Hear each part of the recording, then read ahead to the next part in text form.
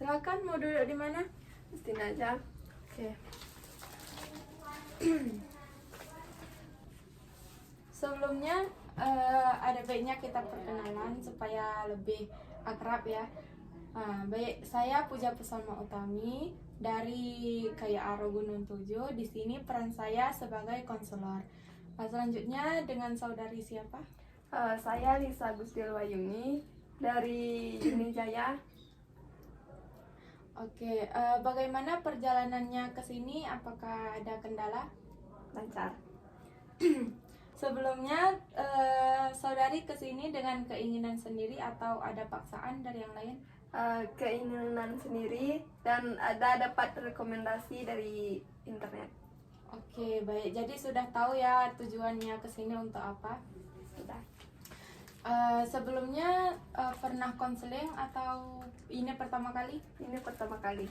Jadi karena saudari belum pernah konseling dan ini pertama kali, saya akan menjelaskan tentang apa itu konseling terlebih dahulu. Jadi konseling itu adalah proses antara dua orang atau lebih untuk melakukan diskusi.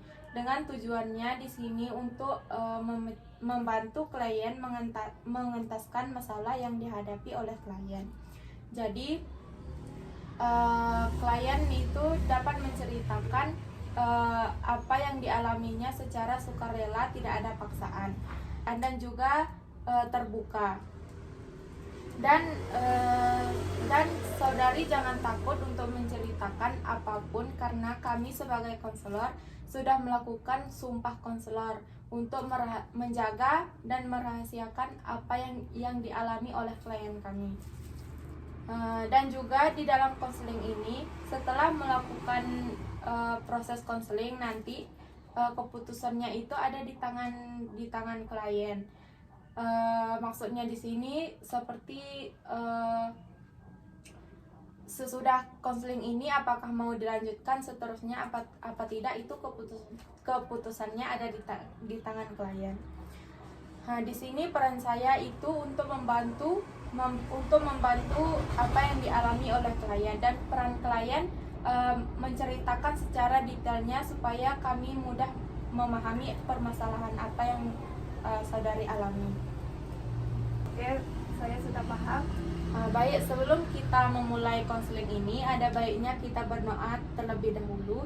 Semoga proses konseling ini dilancarkan dan sesungguhnya Allah lah yang membantu kita dalam proses konseling ini. Amin.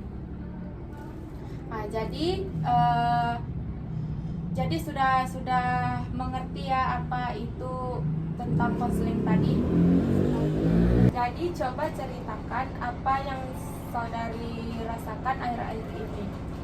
Saya agak merasa cemas akhir-akhir ini. Apa yang membuat saudari merasakan seperti itu? Saya merasa sulit untuk berinteraksi dengan orang lain di lingkungan sosial, dan saya lebih merasa suka bersendirian. Oh, sepertinya saudari termasuk ke dalam orang yang introvert ya. Bagaimana perasaan saudari mengenai introvert itu? Saya kadang-kadang merasa terisolasi dan merindukan koneksi sosial.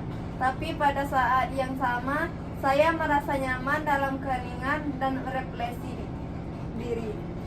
Jadi bagaimana saudari menghadapi ini dalam keseharian saudari? Saya mencoba menemukan keseimbangan antara waktu sendiri dan interaksi sosial. Kadang-kadang saya membuat jadwal untuk diri sendiri agar saya bisa memiliki waktu untuk menyendiri dan merasa nyaman. Oke, itu terdengar sebagai langkah yang baik.